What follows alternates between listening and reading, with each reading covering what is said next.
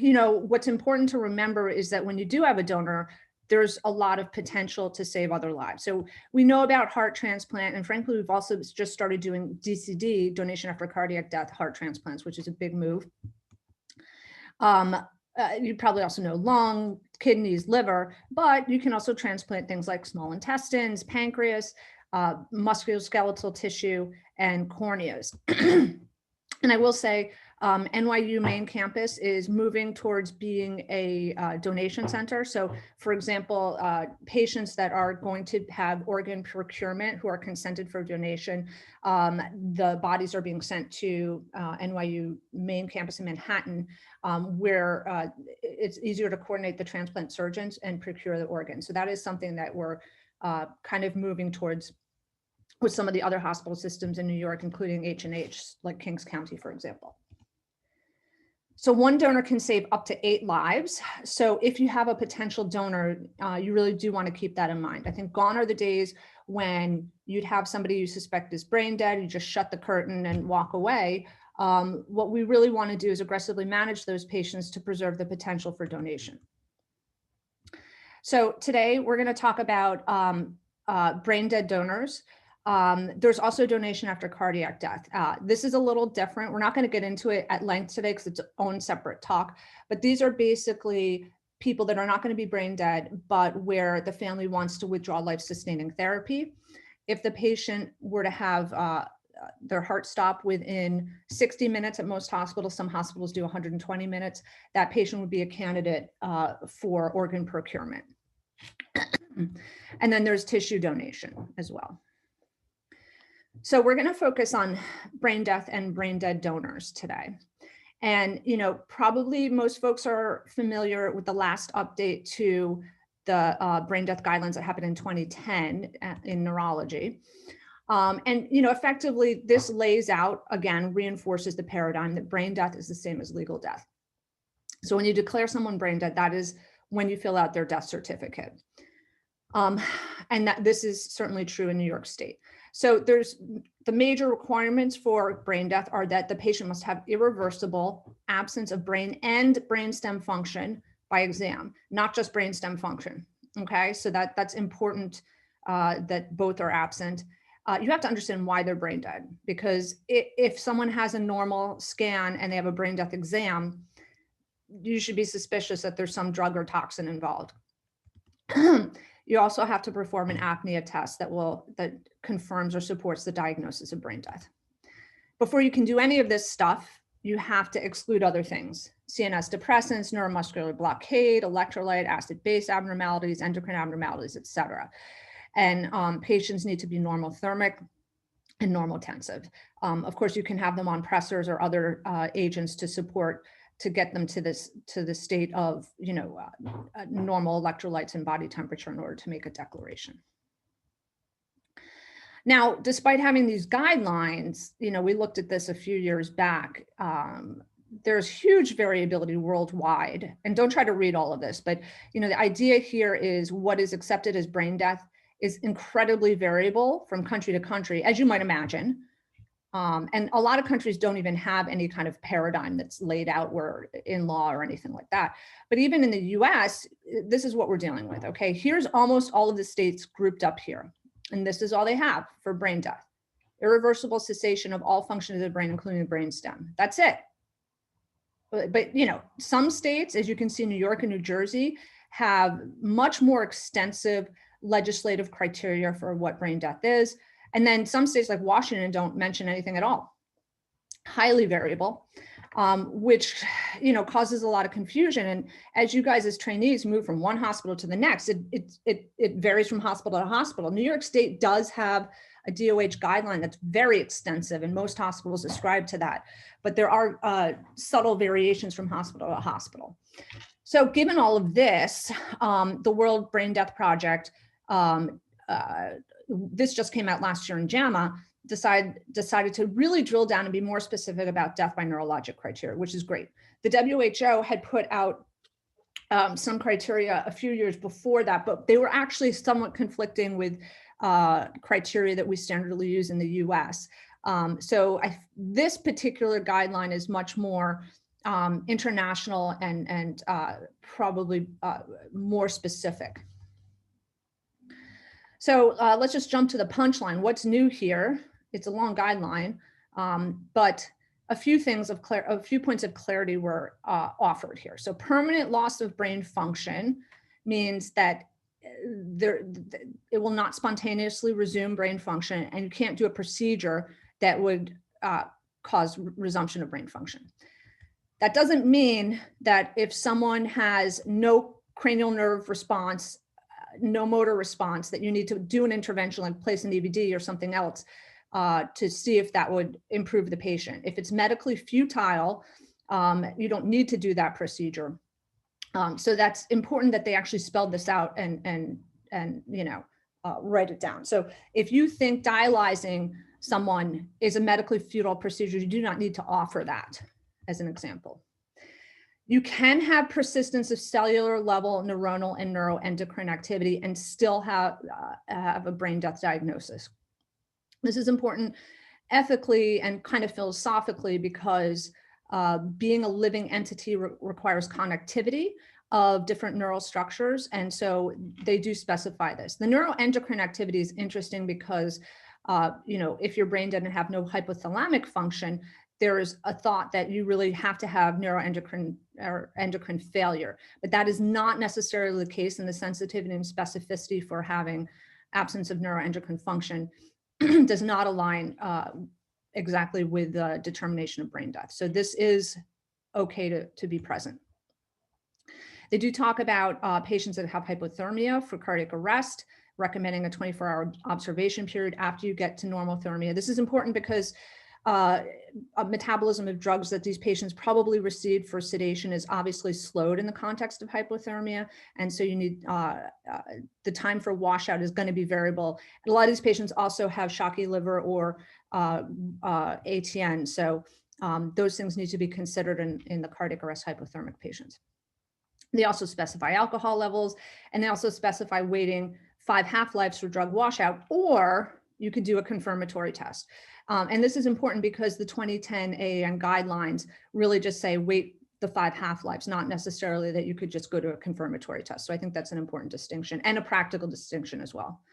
5 half-lives of phenobarb or pentabarb is quite substantial.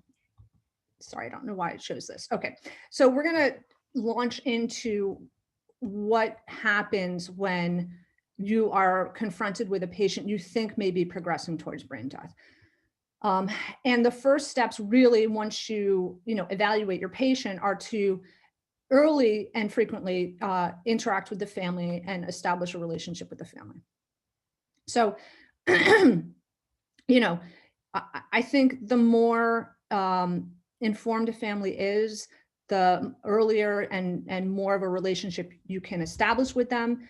It's going to be that much better for the family in terms of guiding them through this very difficult process, okay? Most people that become brain dead, it's a very sudden event. Often people are perfectly fine before they have their intracranial hemorrhage or their TBI. So this is a shocking time for most people, and families need a lot of support through this process. Obviously you're gonna meet with the family, empathize, and explain to them, basically the clinical state of the patient. And also, if you think they're going to progress to brain death, what brain death is. Brain death is legal death. We diagnose it by doing an exam, and you could describe the apnea test. And this is usually the first course of information you're going to give a family when you're meeting with them after an event like this. At this point, this is usually as much as people can hear or process at a first meeting. And so this is usually personally where I would stop and pause and give the family some time to absorb this kind of information. So next, here's a question for you guys. What would you do next? Would you discuss goals of care and the option of withdrawal of life-sustaining therapy, call an ethics consult, call the organ donor network, call a palliative care consult, transfer the patient to the ICU? So you can put in the chat some of your choices.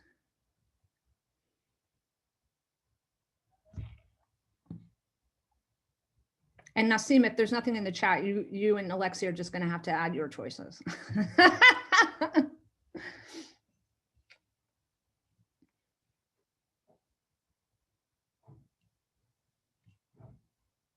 Anything, Nassim? You're muted. I don't know if you want to. You're muted. I think I would call palliative care consult. Actually, we have an answer. Palliative care consult. Okay. So that is that is true. Personally, though, what I think you should do is call the OPO. All right. By the time palliative care gets around to it, whenever that may be, who knows? But we really do need to alert the organ donor network within a certain time frame. Okay, so there's triggers and there's time metrics that we have to follow. You probably also do want to send a patient to the ICU, and I've encountered this in, patient might be in the ED and they're like, meh, going to be brain dead, let's leave them in the ED. But you really can't manage a potential donor in an emergency department setting. And we actually had to explicitly lay this out in our hospital protocol. If you think someone is going to be brain dead, they have to go to an ICU. They're, need incredibly high levels of management. So some people might be tempted to enter a withdrawal conversation. Here's reasons why you shouldn't, okay? And there's three things that could happen at this point, all right? You could withdraw life-sustaining measures or not offer them. The patient could be brain dead, and you could spare the family the onerous decision of having to remove life-sustaining therapy, which is often laden with guilt and a burden for families. And then you could remove life-sustaining therapy after brain death declaration, or you could declare the patient brain dead and they might be a candidate to be an organ donor. If you only present the withdrawal option to the family, you are not giving them a full informed picture of all of the possibilities. That denies patient autonomy. It is actually a paternalistic approach and denies a healthcare right to the patient. Also, you have no idea, maybe that patient's a registered donor or had pre-existing wishes to donate, that you are sort of removing that option. So our role really is to preserve the option to donate and the option for the family to have a fully informed consent process of all the possibilities of what could happen to this patient. Be aware that, if you do make a patient DNR, DNI, for example, that has to be reversed if they do consent to donate. That can be confusing for families. A lot of families can get over that, but it is a potential point of confusion if someone early on has made DNR and then it has to be reversed. Just keep that in mind. In order to even declare brain death on most of these patients, they need aggressive neuroendocrine support, pressor support, et cetera. And so you probably want to let families know that that is something that to be expected if the patient's going to be declared. So if you put limitations of care up front on a patient, even if you don't make them DNR or withdraw life-sustaining therapy, it will limit their organ donor potential, and you will be violating the principle of autonomy and the patient having a full picture and the family having a full picture of the different options. So are you tempted to discuss organ donation with a family? Don't do that unless you are certified by New York State to make an approach, okay? We actually had a pilot program at NYU where some of us were certified to make approaches. But I'll tell you honestly, I still prefer for the family services coordinator. They have much more experience. I like to go in with them together, for example, if I have a relationship with the family. The problem is when physicians try to do this on their own, they're frequently misunderstood. And you're not legally allowed to do this. In fact, the consent rates are much lower when physicians attempt to discuss organ donation than a trained person. And you don't want to present the potential conflict of interest that you may be more interested in procuring organs than in treating the patient. When people have looked at factors that affect authorization rate, here's a nice paper. It's better if you're in a private room, in a quiet setting, sitting down, talking to them, offering them time. When the request is decoupled, and decoupled means that separated in time between the first time you discuss, this is what brain death is, I think your loved one might be brain dead. You don't want to launch into donation in that first conversation. I personally have made this mistake myself. It's not, it's not the right time. People need a separation, and you're more successful with donation when you do separate that in time. When the organ procurement organization and hospital staff together go in to a family, the consent rates are higher. So, you know, a lot of times we've talked about decoupling, meaning taking the treatment team separate from the organ procurement organization team. That's been historically a concept, but people have shown, particularly in Spain and other countries in Europe, that involving the treatment team that has a relationship with the family actually improves donation rates.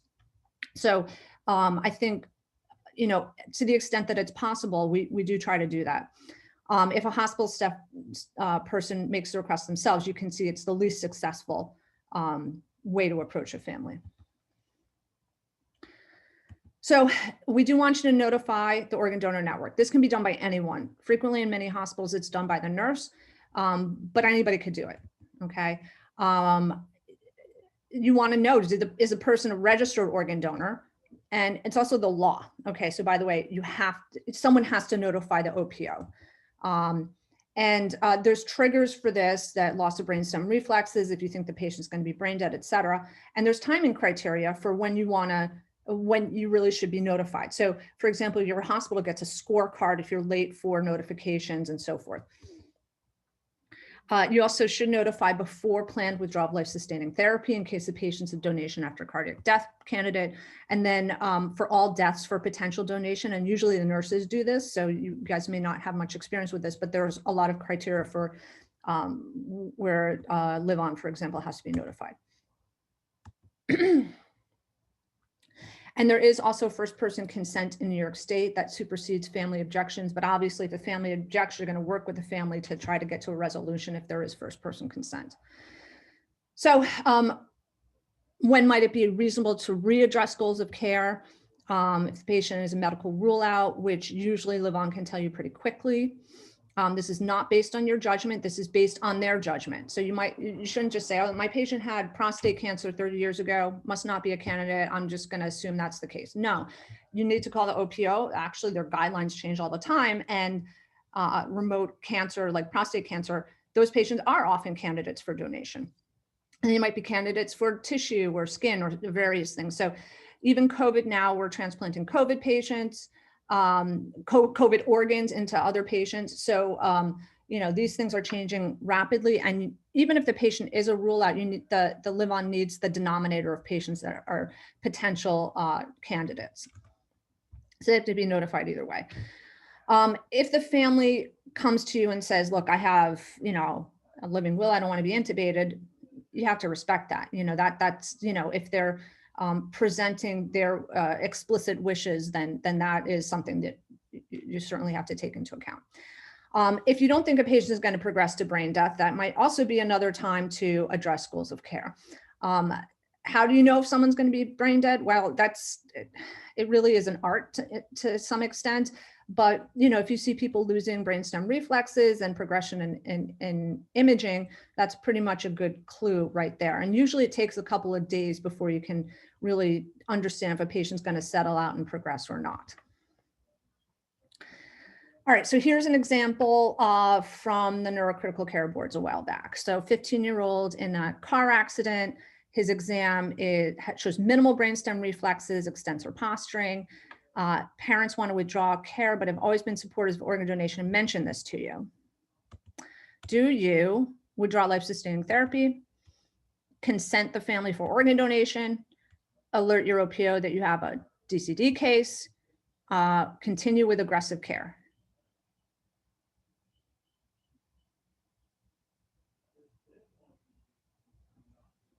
So put it in the chat, or else I have to put Nassim and Alexi on the spot.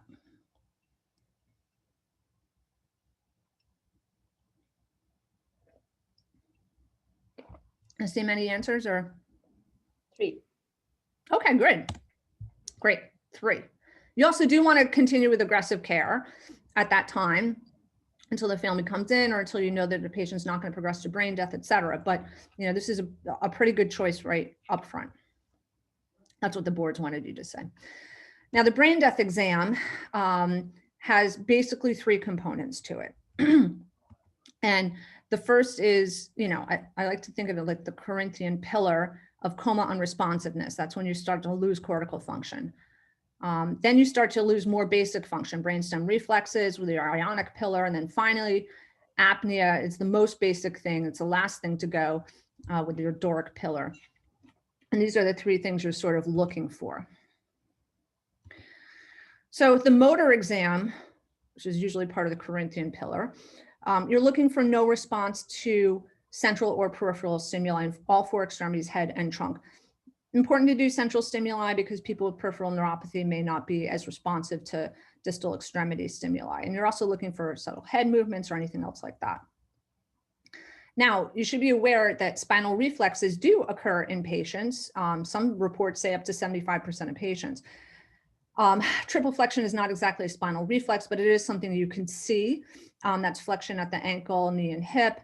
Deep tendon reflexes you can see, and then a variety of other things, undulating toe, finger flexor, which is probably like a Hoffman's, tonic neck flexion, which is kind of recapitulating these reflexes you can see in infants. Lazarus is like the Moro reflex, for example. Opisthotonus is back arching.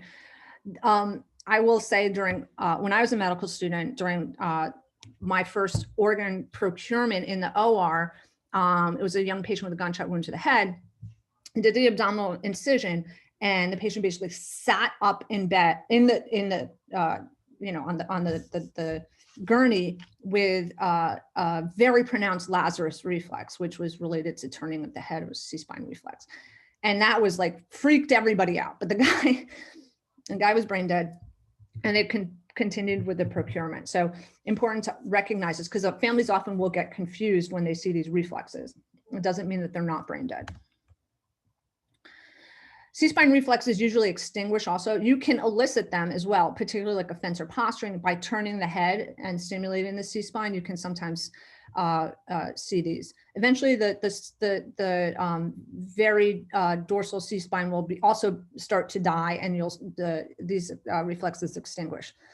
Okay, so which of these things is not consistent with brain death?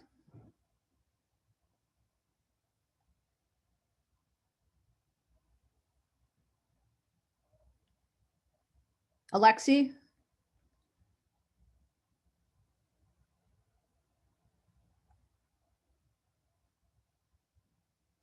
So this one is fencer posturing. This is Babinski. This is deep tendon. This is extensor. This is opisthotonus from a Goya painting. Which is not consistent with the... Yeah, which is not consistent with brain death.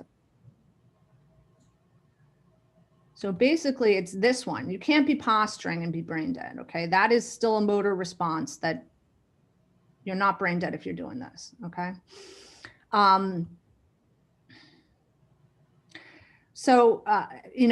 Once a patient does not appear to have any motor responsiveness, you're going to look at brainstem reflexes. And this is just a quick cheat sheet. You're testing a variety of afferent and efferent arcs here.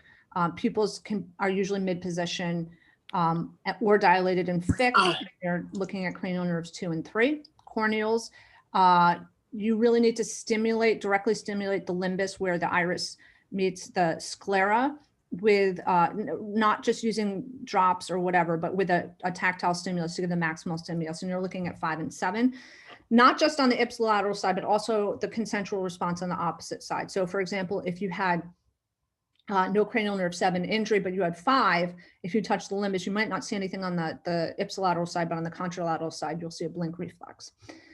Doll's eyes, you're not going to, obviously don't do this with someone with an unstable C-spine, but basically you're checking the arc between 8 and 3, 4, and 6 because you can dial laterally and vertically. Cold calorics test similar cranial nerves.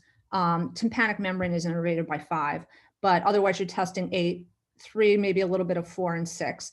When you do this, you're taking a syringe of cold water, 60 cc's, and I usually attach like a portion of the tubing from a butterfly needle. You're going to check the tympanic membrane, make sure it's intact and not damaged from trauma, for example, and that there's no wax in there. So you're actually making contact with the tympanic membrane, and instill the water while someone's holding the patient's eyes open. in a normal awake patient, if you were to do this and ask them to fixate straight forward, their eyes would have a slow deviation towards the cold stimuli with fast beating nystagmus back to midline.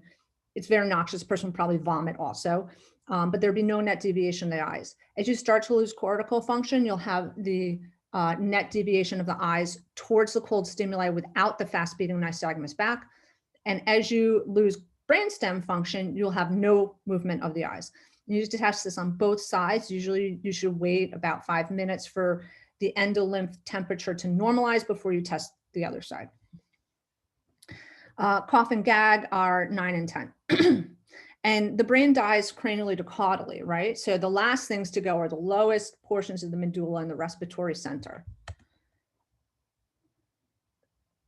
So the last thing you're going to do really is see if the patient is overbreathing the vent before you even do an apnea test, because the apnea test has certain risks involved in it, and you don't want to necessarily do that if the patient's still overbreathing the vent.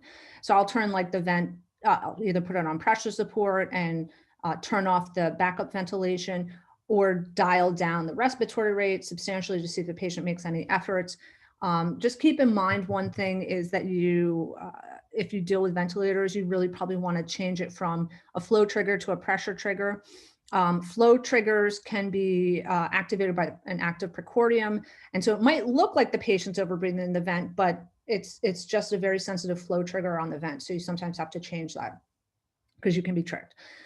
If the patient is not overbreathing in the vent, then the last thing you're going to do is a apnea test. And I will say, in regards to the brain death exam itself, you only need to do one exam for most hospitals. And this is based on a paper in 2011 in Neurology, where they looked at a large number of patients that were declared brain dead by AAM criteria, and none of them had regained any function on the follow-up exam, which was 6 or 12 hours later, depending on the hospital. And they actually lost a lot of organ potential with that delay waiting. Most places and also in the guidelines have said only one exam is necessary. At NYU, and I think also, I don't know if this is a live-on policy, but if you're going to be, if the patient's going to be a potential donor, we have another examiner also certify the exam. So they perform the same exam, could be at the same time, and they document. And I think Renee is saying, yes, that's a live-on. Yes. Okay. So when you do the apnea test, you're going to make sure your patient is stable. One of the major ways people decompensate during apnea test is that their acidosis was not appropriately corrected, and they become hypotensive. So, push bicarb, put them on a bicarb drip, whatever you need to do to fix the acidosis that these people frequently have. You want them to be normotensive. They could be on pressors, or if you need, then you pre-oxygenate them. And you want them to be more or less normal carbic before you start this. So you can do an apnea test with the vent connected. And this is a possibility. You just put them on a PEEP on pressure support of a low level of pressure support with a certain amount of PEEP to prevent basically the patient decompensating and becoming hypoxic from atelectasis. And then you can also see if the patient makes any spontaneous efforts on a low level of pressure support. The vents that we have, unfortunately, it's hard to disable the backup ventilation, and most, like our backup ventilation, the longest you can delay it is like 25 seconds, which obviously is not going to work for an apnea test. So we usually wind up having to disconnect these patients and then train 100% O2 into the ET tube.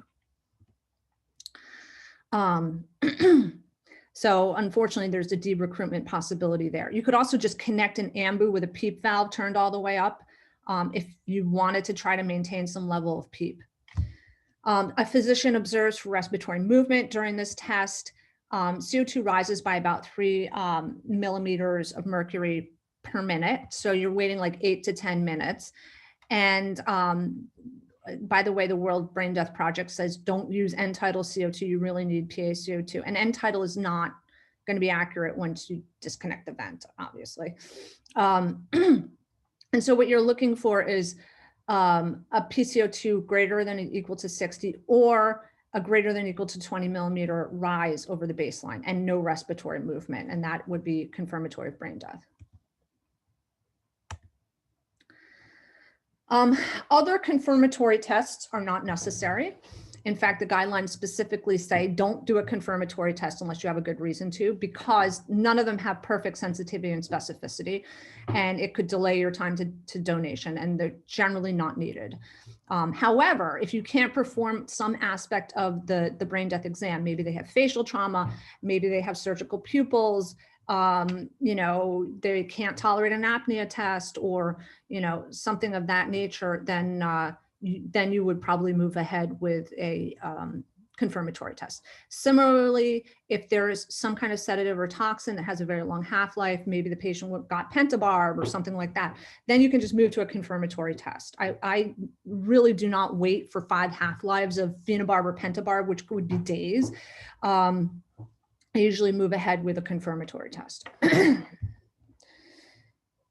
So options for confirmatory tests are usually what you're going to want to do is some kind of blood flow study. So what you're looking for is no intracranial perfusion of brain tissue. Okay, so here's a TCD. You can see isolated systolic flow. And so basically the blood is trying to get in, but the intracranial pressure is infinitely high and it's really not able to perfuse. Sometimes you'll see this reverberating flow here where, it goes in and then just comes right back out because it's not perfusing any tissue. There's no diastolic flow. If you do TCDs, you have to intubate bilateral anterior and posterior circulation. 10% of people don't have good temporal windows. You can do orbital windows, and you'll be intubating basically the carotid siphon. But, again, that's not always the easiest thing. And anybody who's done a lot of TCDs knows that these are the most difficult type of TCD exam to perform is really this one. You can spend a lot of time trying to find a signal.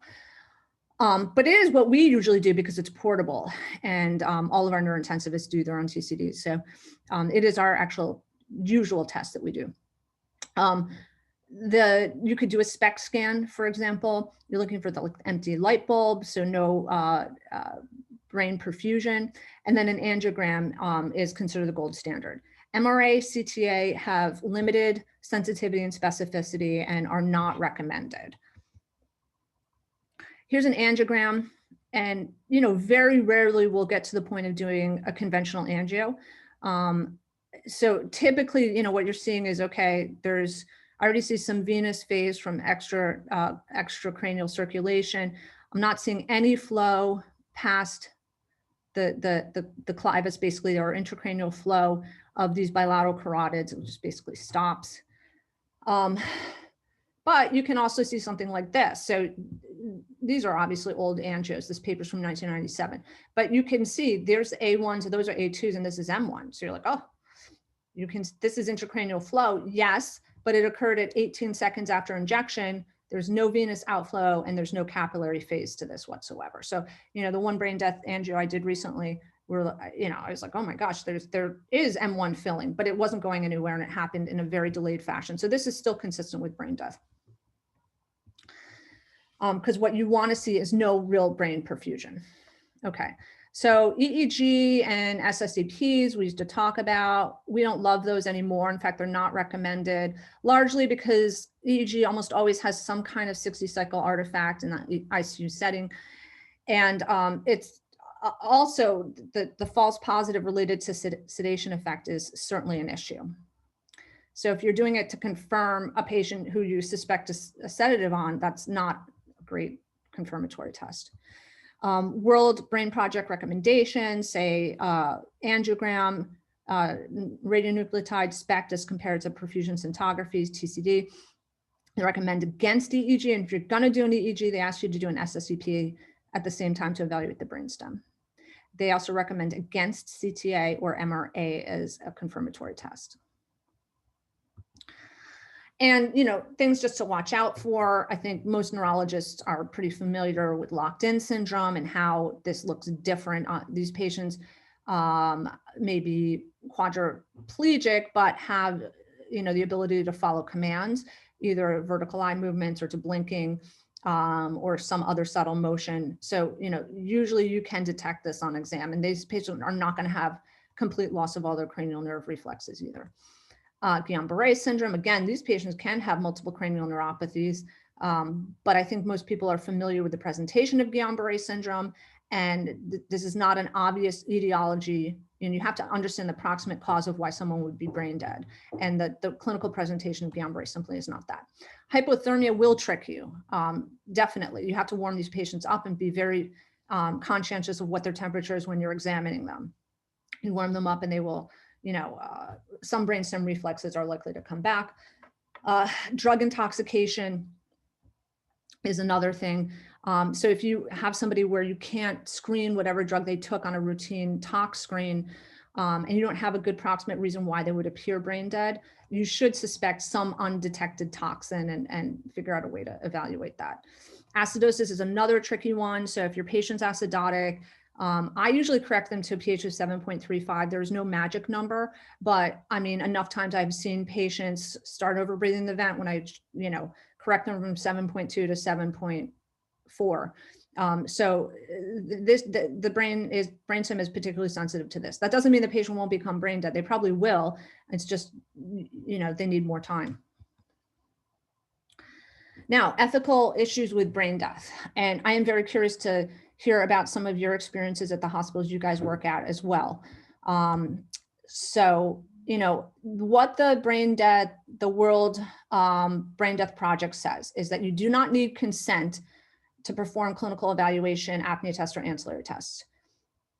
If families object to brain death declaration, you inform the family that escalation of existing treatment, including CPR, will not be provided. And the ventilator may be disconnected from brain dead patients despite family objections if a bed is needed for another living patient. But we do have this reasonable accommodation clause. Before 2017, what that meant was that families could not object from you diagnosing a disease in a patient, which would be brain death. And the reasonable accommodation, which was kind of vaguely worded, applied to not disconnecting that patient from a ventilator, for example, and so the family had a chance to say goodbye and had reasonable time with the body prior to removing all of the machines. That's what we thought it meant. In 2017, there was a lawsuit against Columbia. This regarded a patient in his 70s who had an intracranial hemorrhage.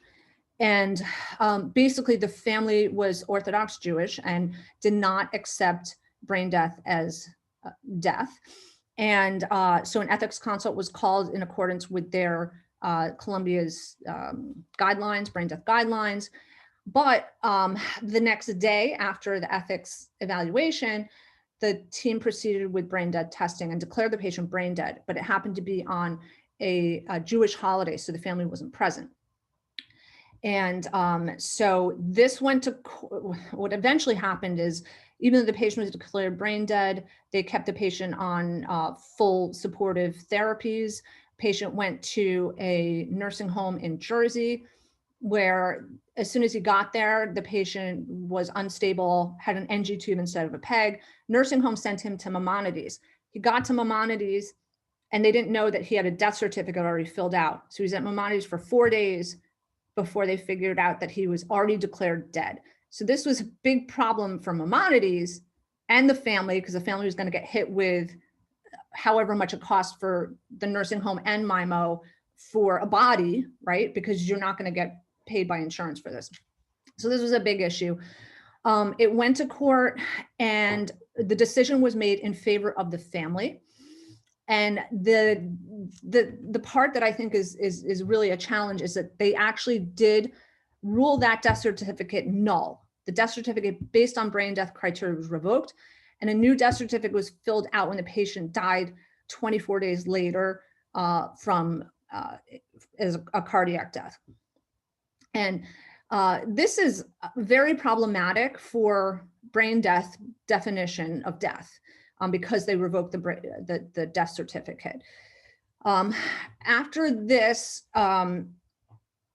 most New York City hospitals revised their brain death protocol to be much more specific about what is reasonable accommodation.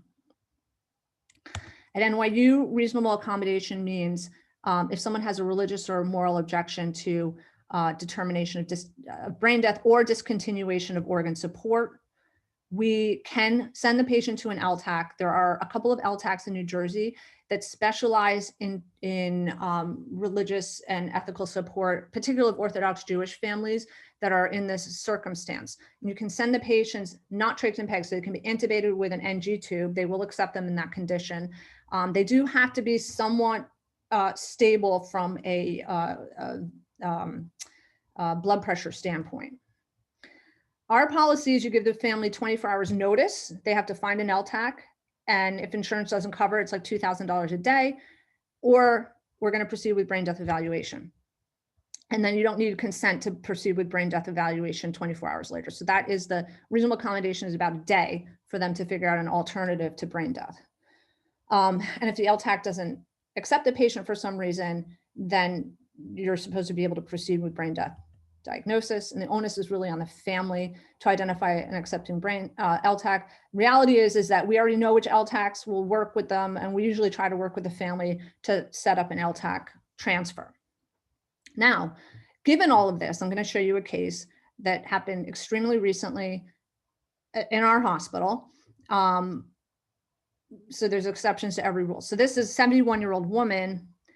She has hypertension, elevated cholesterol, coronary disease, AFib on apixaban and aspirin. She rolls up with this, hypertensive, left thalamic ICH with IVH, very quickly progresses despite getting reversal with DAVP and Kcentra for the apixaban and aspirin. She got mannitol, hyperventilated, obviously intubated, but despite aggressive management, the family also declined surgery, given the fact that by the time the surgeons got to her, she had she had fixed dilated pupils. 24 hours later, she had no brainstem reflexes at all, no motor response, and she was not overbreathing the vent.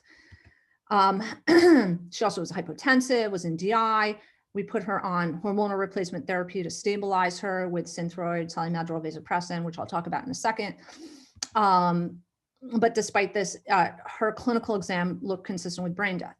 This was an Orthodox family who did not accept brain death diagnosis, so we did not diagnose brain death. And we did make early attempts before the patient was really unstable from brain death to send the patient to one of the LTACs in Jersey, but the patient was ultimately too unstable for transport.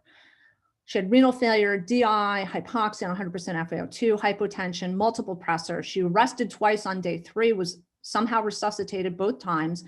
We did not offer dialysis, multiple family conversations regarding DNR, capping therapy. And finally, day 13, we finally got to the point where we're gonna have no escalation of pressors. And at day 14, she arrested, was coded for 23 minutes and died. So this is somewhat of an example of the natural history of brain death. So, and this was very aggressive. Obviously, we did not follow the 24-hour NYU policy because, honestly, working with this family, and we knew this family was litigious, that it made more sense for us to try to bring the family along, even though it took basically 2 weeks. Negotiations between multiple physicians and we have a variety of different rabbis, as I'm sure you guys have as well, who worked with different community members to try to, guide the family through this process. So very difficult case. And I'm sure this happens at Maimonides not infrequently, and you guys probably have experience with this. So how do we routinely handle this? Well, we discussed the possibility of brain death prior to declaration. So if someone has a more religious objection, I personally try to, as soon as possible, get them to an LTAC, because I know they're going to decompensate medically because they're brain dead, and that's the natural history. So we try to do that. If they are declared brain dead, and a family wants some time to say goodbye, or relatives want to come in to see the patient before you take them off the machines, we absolutely try to accommodate that. And keeping in mind that these families, this is probably the worst experience they're having in their life. So we try to work with them. If some tactics you can use that are acceptable, particularly for many different segments of the Orthodox community, for example, are no escalation of care. So you're not taking anything away, but you're saying, okay, I'm not going to go up on the pressors, or the bag of pressors runs out, I'm not going to hang another bag. So I'm not taking anything away. It's just naturally finishing. You don't have to offer fetal interventions. You don't have to dialyze these patients. You don't have to put central lines in. Often the risk will outweigh the benefit of doing those things. And that is an explanation that many people are willing to accept. You could also say, I'm not going to titrate the ventilator. If you want to get to an extreme position, you're going to let not give them the next medication, or let the feeds run out and not offer more nutrition or hydration, or do any more blood work or testing, which is arguably painful and invasive. So these are different ways that you can get there. And we do try to work with the rabbis to the extent we can in these kinds of circumstances. Eventually you can say the patient's not going to get CPR. You can also send the patient out of the ICU setting. Certainly if there is a living patient that needs that bed, then they can be sent out, or the ventilator can even be disconnected at that point. We try not to get to this an aggressive area with families. We try to work with families to the extent we can, but it can be a difficult process. So with some brain death myths, longest surviving brain dead patient maintained on life support for 20 years. So you'll see this if you Google this. This is a 4-year-old with H-flu meningitis, very sad case, had very high ICP, very rapidly progressed towards no cranial nerve responses. He had an EEG with electrocerebral silence. We already discussed the limitations of that. He was hypotensive, requiring dopamine for a period of time. Maybe he had DI, he had low cortisol levels. They did bears that were absent bilaterally, SSEP, N20 responses, and N18s were absent, but they had P14s, which is basically the cervical medullary junction. So you know it was a reasonable test. These didn't show anything. Mom wanted to keep the patient ventilated. Eventually the patient goes to live in the mom's basement on the vent with no exam, which sounds incredibly sad. He died at age 24 after having pneumonia. Interestingly, this is his head CT here, okay? Everything was extremely calcified. You can't even identify structures. This is an MRI with gradient echo effectively. So all of this black is probably mineralization rather than blood products. And here is the autopsy. So, it was like just a calcified ball there. And then all of this weird grumous material inside, unrecognizable. Here's the falx. They did not see any neural elements by light microscopy, and they did immunohistochemistry. They didn't see GFAP, synaptophysin, neurofilament, NSE, or S100. Now, granted, this is sampling. It's not every single piece of tissue did not have immunohistochemical study. And what's interesting, though, is that this patient did have non-purposeful muscular movements, occasional apparently spontaneous limb movements, which does not, it's hard to understand if those are truly reflexes or actual movements. They did not mention cough gag reflex. They never performed an apnea test or reported it. They did do an MRA that showed trace intracranial blood flow. There was no other blood flow studied. So at the end of the day, this patient probably was in a prolonged coma, not really vegetative or unresponsive wakefulness, because that requires eye opening and sleep-wake cycles, et cetera. But really a protracted coma with probably pockets of functioning brain tissue. So this patient really did not meet AAN criteria for brain death. Here's the famous Jahi McMath kind of situation. So this is a girl, she's in California, she has a tonsillectomy, she has a cardiac arrest, and they code her for 2.5 hours. 2 days later, they declare her brain dead. She has an isoelectric EEG. Here's another reason not to do EEGs. She has a SPECT that shows no intracranial blood flow, and she's declared brain dead. And I want to just say that SPECT is not high resolution. If you have small pockets of blood flow, you may miss them. And if you have a low EF, SPECT is less reliable. The family did not accept brain death diagnosis. Patient was traced and pegged and sent to New Jersey, because New York and New Jersey are the only 2 states that will allow a family to reject the brain death diagnosis. So she goes there. Big case, very interesting. Neurologist came out from, I can't even remember where, examined her. And they did notice with quantitative EEG, and this is also published, I forgot to put the reference here, that she had autonomic reactivity in her heart rate variability when she heard her mother's voice. When they MRI'd her, certainly it does not look anything like that other crazy MRI I showed you. This, you can see brain structures here, and the corpus callosum is really knocked out, as is the brainstem, but there is still brain structures here. And the patient later went on to have what seems to be a minimally conscious state where she would intermittently follow commands by moving her fingers. She eventually died in 2018 from liver failure. And so, for this patient, there's, again, probably pockets of preserved or perfused brain. I wish they had done an fMRI. I thought they had, but I could not find data on that. And then in children, you really have to be even more cautious when diagnosing brain death. And really, she did not have an angio. The family was refusing any other interventional blood flow studies later on. And she did not, they wanted to do another apnea test, and the family refused that as well. She had an initial apnea test at the first brain death declaration. But what you should know is no adult patient declared using AAN criteria has ever regained brain or brainstem function. That's been reported with good evidence. 97% of brain dead patients will have a cardiac death within 7 days. Here's a study from a Muslim population of 42 brain dead patients that were declared by AAN criteria and had a confirmatory test as well. The time to death was 2 days, the average time ±3. However, only 2 patients in this group had aggressive therapy all the way until the end of heart beating.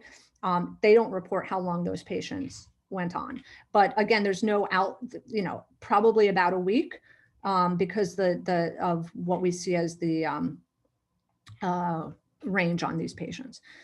There's a 14-year-old declared brain dead who had heart beating for 63 days. And I just showed you 2 cases where one lived for 3 weeks and the other one, who was 71, lived for 14 days before arresting with maximal therapy. So, I mean, that's more or less what you can tell families. You're looking at days to weeks, not months to years. The vast majority of people surviving for protracted periods of time are teenagers or children, not necessarily diagnosed following established criteria. You have to be more careful in children, though, in terms of how rigorous you need to be for diagnosis. I don't know if I have a couple minutes, but I did just want to mention medical management of the brain dead donor. Do I have a couple minutes, Nasim? Yes, a couple minutes and then about 5 minutes for questions. So maybe about 7 minutes. Oh, okay, that's cool. Yeah, all right, good. So when you're brain dead, it's a cranial to caudal effect, right? So what happens is the last thing to go is the medulla. And what you'll see in these people is a spike in blood pressure, and then it will bottom out and they're hypotensive. And that's usually the moment you're like, that person just became brain dead. And that's when you need to start supporting them. What happens also with the sympathetic surge is you can have cardiac stunning, stun myocardium. You have a panhypopituitary state. You can have diabetes insipidus with volume loss. So you can be hypovolemic. And eventually you'll get spinal cord ischemia, which deactivates the sympathetic nervous system. All of these things conspiring to give you hypotension. World Brain Project recommendations are bolus for euvolemia, but also use vasopressin to treat DI and synthroid or steroids for hemodynamic instability. Maintain euglycemia. You can use traditional pressors as well, but I'm going to make an argument quickly about why we should use hormonal replacement therapy. And this is a question I get frequently. Is it ethical to start organ preservation measures when the family is not consented? Yes, because you're not just doing organ preservation, you are physiologically stabilizing these patients. You are doing what is most physiologically appropriate for these patients.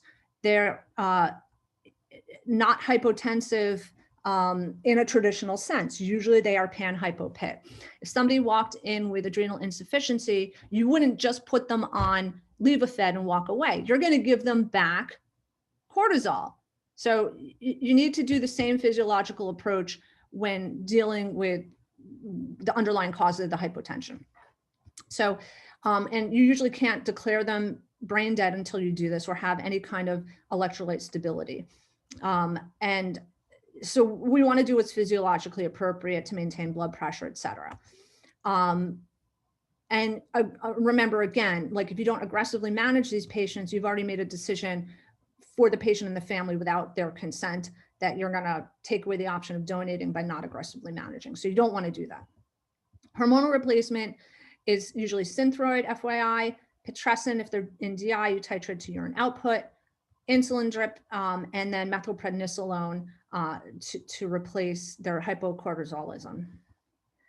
And I do this before I declare brain death in order to stabilize the patient. So, you know, if a patient that appears brain dead is hypotensive, it's usually that. And so I'm going to do what I think is physiologically appropriate, stabilize them before I make the diagnosis. Now, it also happens that these things are, first of all, better for stabilizing the patient. They've been shown to reduce lability, improve acid-base disturbances.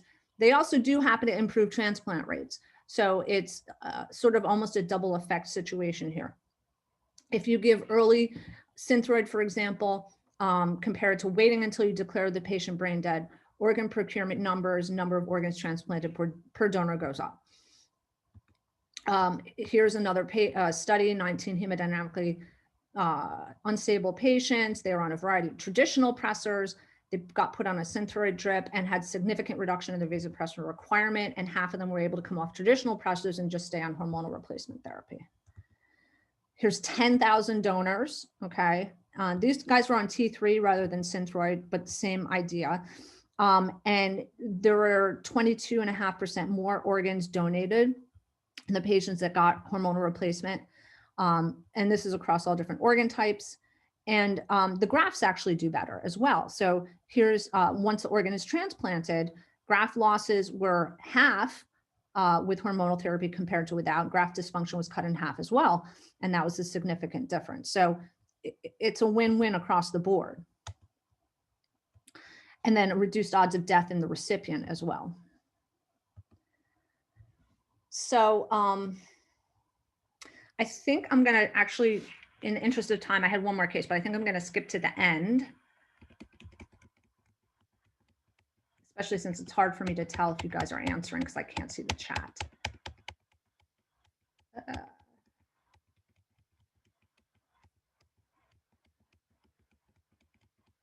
Oops, maybe I can just go over here.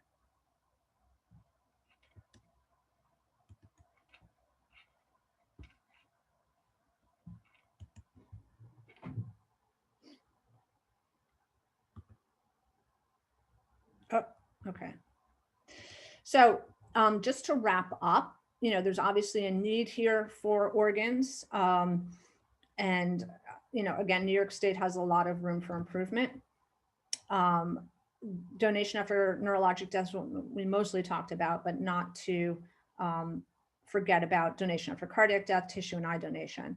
And our major role, I think, is to keep the option of donation available so a family can make an informed decision.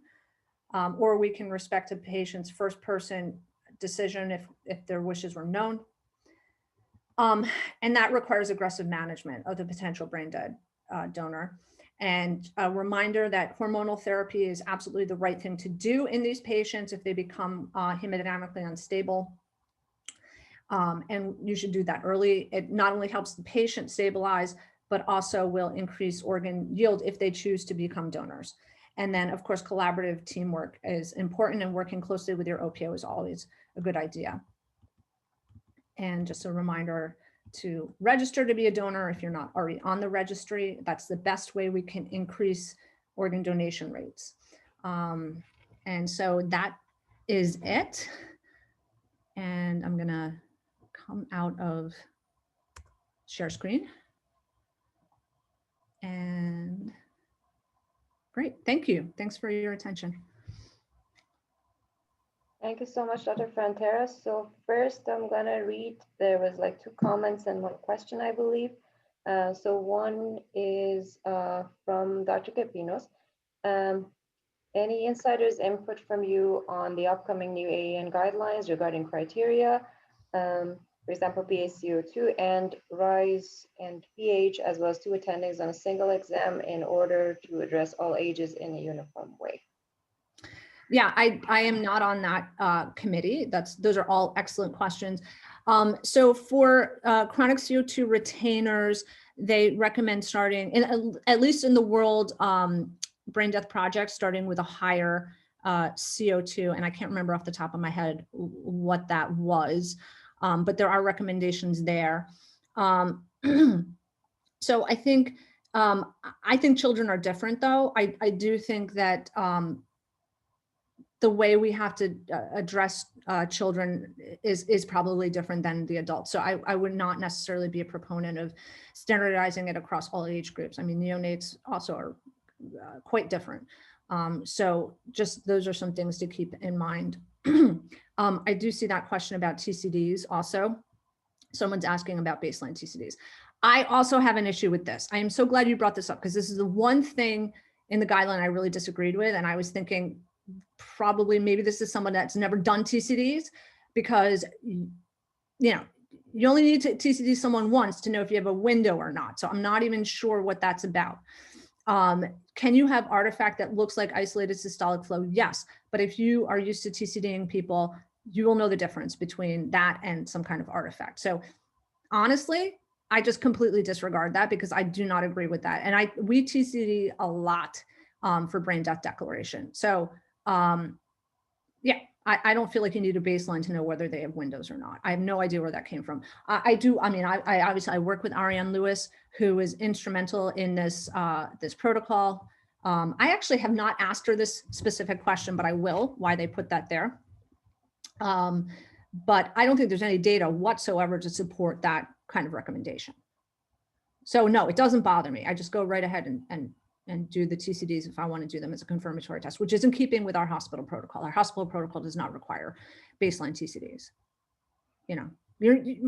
Yeah. Otherwise, we'd be doing a lot of people or doing a lot of radionucleotide studies. And again, people that have stunned myocardium or low EF, which is not uncommon, that makes your radionucleotide study less robust. So, because the timing of giving the radionucleotide and the scan is thrown off.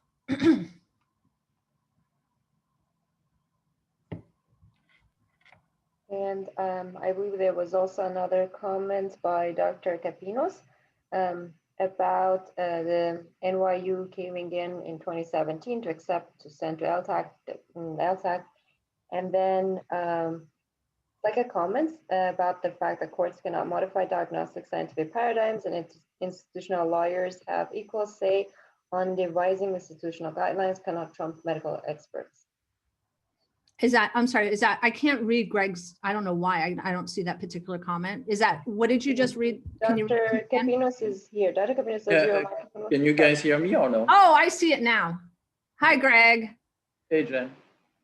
So yeah, I'm just surprised by the fact that just one Supreme Court decision in New York State sent the wrong message, and now everybody listening to their lawyers and changing their policies. What do you think of that as an ethicist also yourself? Yeah, I mean, what have you tried to convince them not to modify those?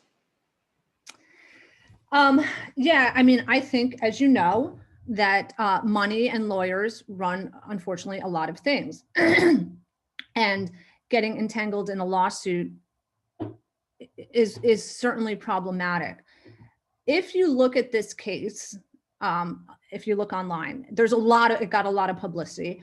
And there's one article saying that the particular group that supported this lawsuit was waiting 40 years for a case like this to bring this to a court. So they're waiting for this kind of thing to make a ruling about basically against brain death criteria. So I really feel like this was very detrimental, particularly because they revoked the death certificate. They are basically saying that brain death is not death by doing that, by revoking the death certificate. It's extremely problematic, in my opinion. Honestly,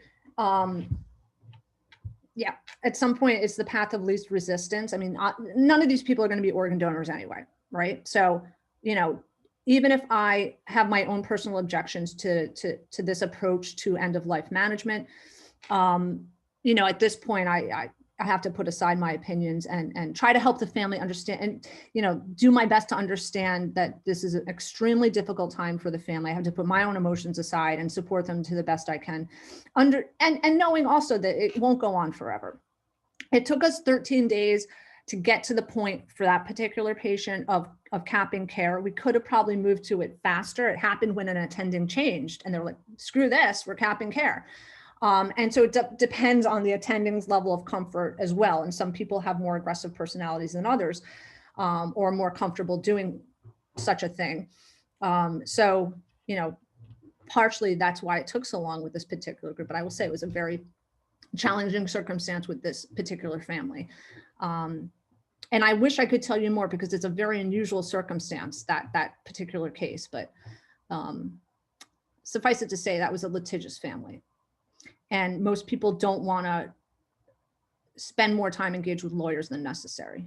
So sometimes the path of least resistance is, and that's what we took. So yeah, it's a challenge. It's a challenge. And, you know, I'm very curious, those of you guys who work at Maimonides, what tactics you use and how you guys approach this. Because I'm assuming this comes up all the time there. Maybe I'm wrong though. Dr. Levin, can you help with the situation? Yeah, I'm trying to round and listen at the same time. So, you know, if we have any sort of moral religious objections, I just tell the family this is a catastrophic neurologic injury, very high chance of imminent mortality, and we don't declare them brain dead. We work with the families to try to get the patients to LTAC if they're stable, but like Dr. Frontera pointed out, most of them will not even be stable to be discharged. And then do you move to cap medications, or what are your next steps?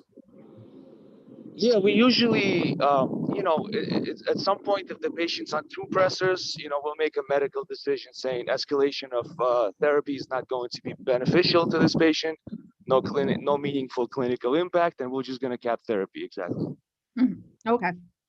Yeah, we have found that usually works for most rabbis, and we, you know, engage with the rabbis as early as possible. But yeah. It's definitely a challenge. And I think we're in a unique part of the world where we probably see this more often than other places. Yes, we also have we use the services of Rabbi Ari Pearl, who works with Live on New York. And he's really pro-organ donation and pro-brain death. And if families who are on the fence, who are religious, need guidance, we call him and he's able to interact with them and kind of give him that support from his religious standpoint. Yeah, which is great, which is really great. Yep. A lot of people only want to use their own rabbis, but you know, yeah. Does this come up much at MIMO, this kind of brain death scenario? Is it something you deal with? Yeah, it's very, very common. It's right. Very common. So, you know, if we have suspicion, one of the first things we do is just, again, approach the family. We tell them about our suspicion. And if they express, you know, objections to it, then again, we just tell them this is a really bad prognosis, catastrophic neurologic injury, but we don't actually formally declare them at that point. Mm-hmm. And have you been successful sending them to an LTAC? I think there may have been one case or so, but really most of them end up being on 2 pressors. And, you know, like you pointed out, within a week or 2 weeks, I think there was a patient that's been here for even 3 weeks. You know, ultimately they're just not stable enough, really, like 99.9% of them to be able to leave the hospital, especially when you get to, you know, several days out. And they're requiring continuous vasopressor therapy despite hormone replacement. And then really most of them just from over the last few years just have cardiac arrest and pass. We had a younger patient who was on multiple pressors, but was stable. And we did manage to send him to an LTAC in Jersey. So that was the one brain dead person we managed to get out, because you know, he was younger and maybe that's why we were able to stabilize him better, but they did take him.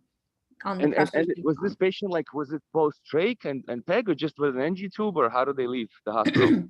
He left intubated with an NG tube, so not trached and pegged. Got you. So that did happen. And that was maybe a year or so ago. So it is possible to get them over there. And, you know, if you do talk to them, one is Lakewood, the other one is Select something or other. If you talk to them, they will, you know, accept the patient intubated with an NG tube. You don't have to trach and peg. Got you. Good to know. Yeah. Yeah. And so those are the two places and we've been familiar working with.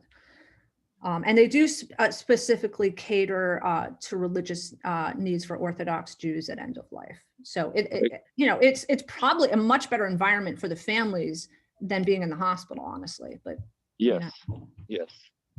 Thank you for that wonderful lecture. It was really good. Points out a lot of the challenges we encounter. So thank you. That was great. Yeah, thank you.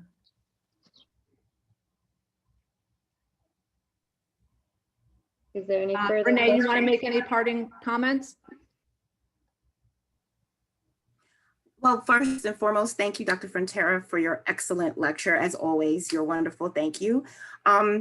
Basically, just, you know, I am the liaison for your hospitals, and I just wanted to, again, remind you of the clinical triggers and working collaboratively with us. If you do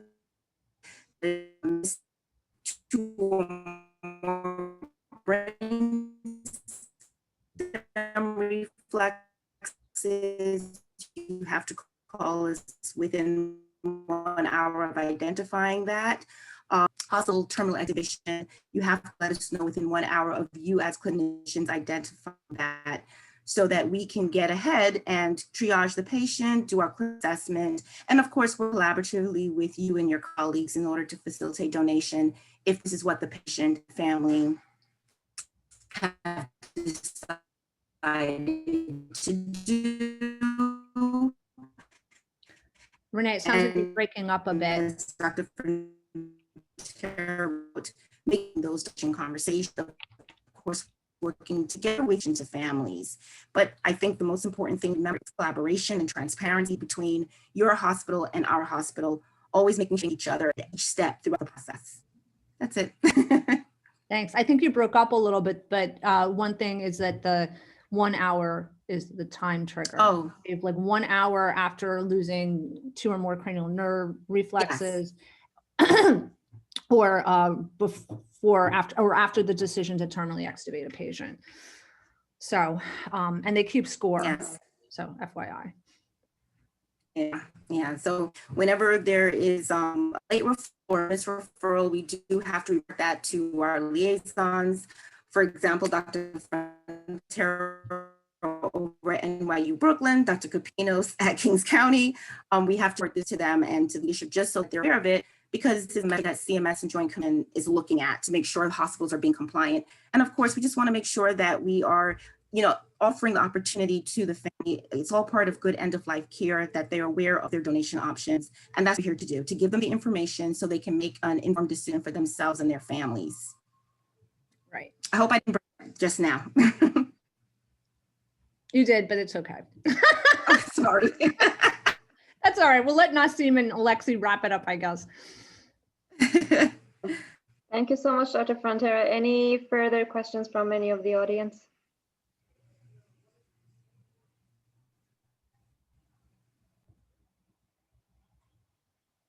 Okay, I guess that's a no. Thank you so much. It was very nice to have you here today. Thanks for inviting me. Nice to see everybody. Thank you. Bye-bye.